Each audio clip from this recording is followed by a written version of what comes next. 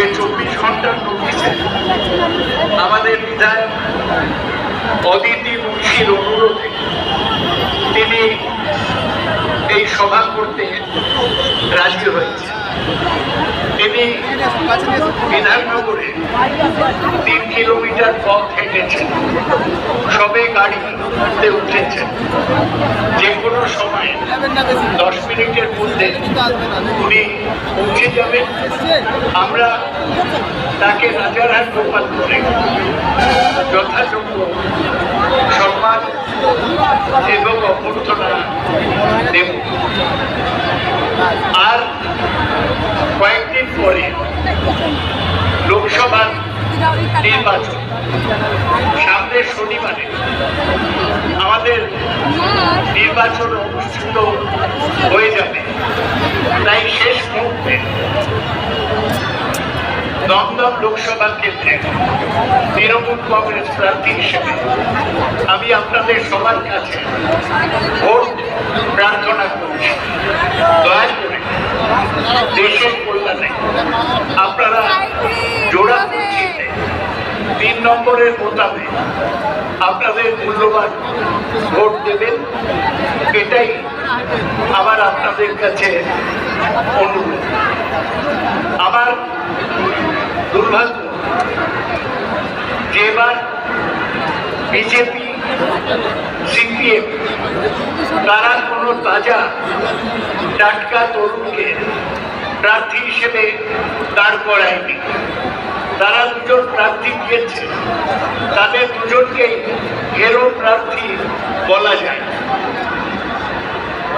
শিলভদ্র দত্ত 2021-এ 28,000 ভোটে খড়দা থেকে হেরেছিলেন।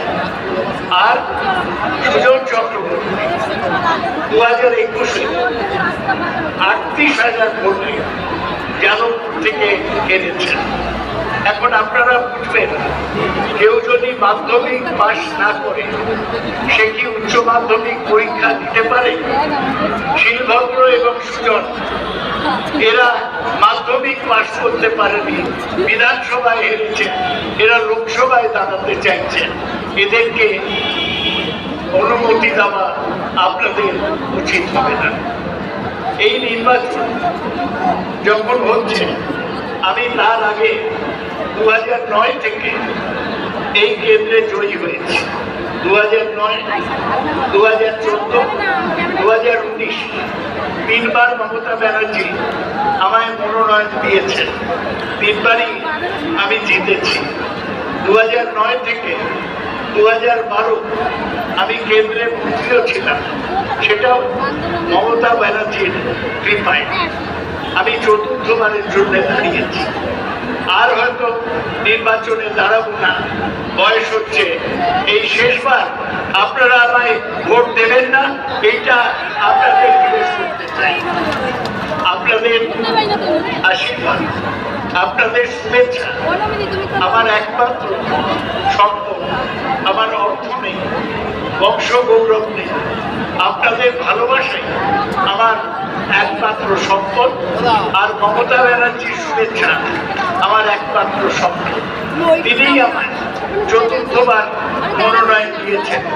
আমি তার কাছে যতদিন বাঁচব কৃতজ্ঞ থাকব এবং কখনো তার বিশ্বাসের সঙ্গে বিশ্বাসঘাতকতা। এই যে শিলভদ্র দাঁড়িয়েছে বিজেপি থেকে, এ এক সময় তৃণমূলে ছিল। মমতা ব্যানার্জি তোকে ব্যারাকপুর থেকে মনোনয়ন দিয়ে বিধায়ক করেছিলেন। শিলভদ্রর গুরুতর অসুখ হয়েছিল, ওর লিভার প্রতিস্থাপন করতে হয়েছিল। তার জন্য খরচ লেগেছিল 35 লাখ, 27 লাখ টাকা মমতা ব্যানার্জি রাজ্য সরকার থেকে দিয়েছিলেন। আর যে মমতা ব্যানার্জির জন্য সে জীবন পেল, শিলভদ্র সেই মমতা ব্যানার্জির সঙ্গে বিশ্বাসঘাতকতা, গদ্দারি করেছে।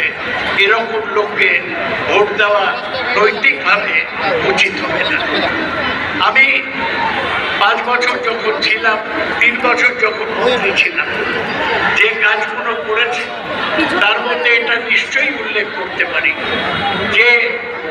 কেন্দ্রের নগর উন্নয়ন দপ্তরের মন্ত্রী থাকাকালীন এই বাবুইঘাটি ফ্লাইওভার বা কেষ্টপুর থেকে তেঘরিয়া ফ্লাইওভার আমি মঞ্জুর করেছিলাম।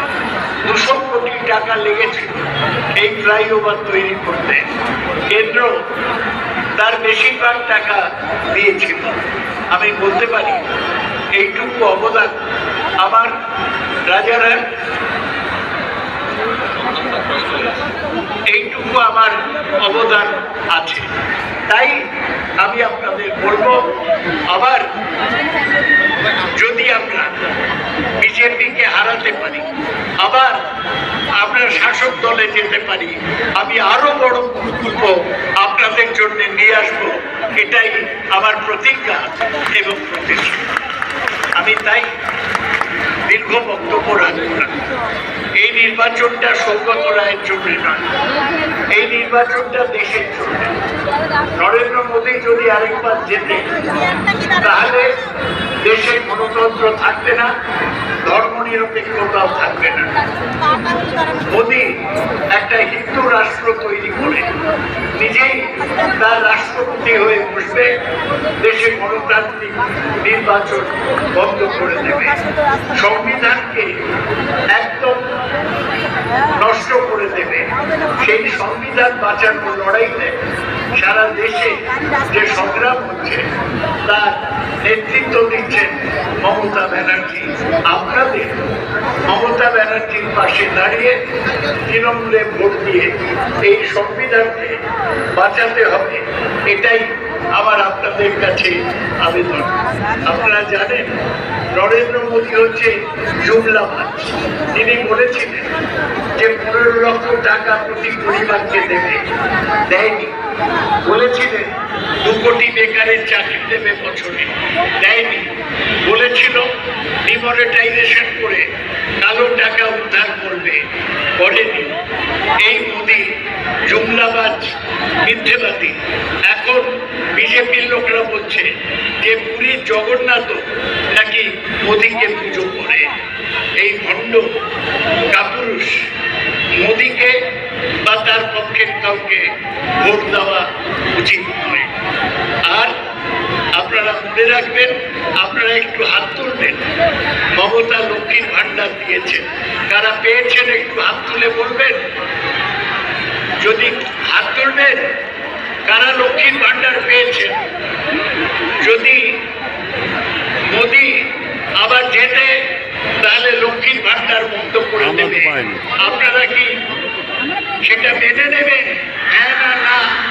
সুতরাং এই ভোটটা লক্ষ্মীর ভান্ডারের পক্ষে ভোট, এই ভোটটা কন্যাশ্রীর পক্ষে ভোট, এই ভোটটা স্বাস্থ্য সাথীর পক্ষে ভোট, এই ভোটটা সবুজ সাথীর পক্ষে ভোট। এই প্রকল্পগুলো যে 68টা জনকল্যাণমূলক প্রকল্প মমতা ব্যানার্জি করেছেন, সেই 68টা প্রকল্পকে সফল করতে আপনারা তৃণমূল কংগ্রেসকে ভোট দেবেন। আমি আপনাদের বলতে চাই, একটা ভোটও,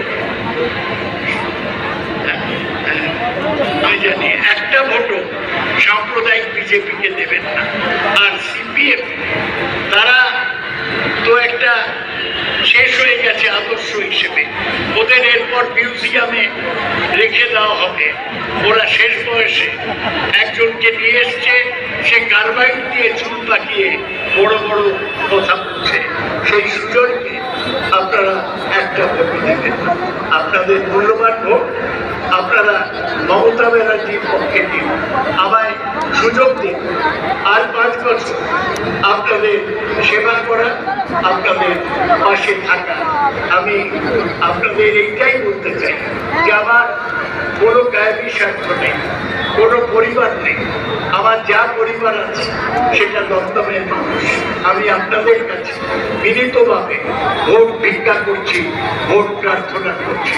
আপনারা দয়া করে আমায় এই প্রার্থনা মঞ্জুর করে আমায় মোবিলাইজ করবেন, এটাই আমার বক্তব্য। আপনাদের দিদি এসে গেছেন প্রায়। আমি আপনাদের সবাইকে নমস্কার জানিয়ে আমার বক্তব্য শেষ করছি। জয় হিন্দ। বন্দে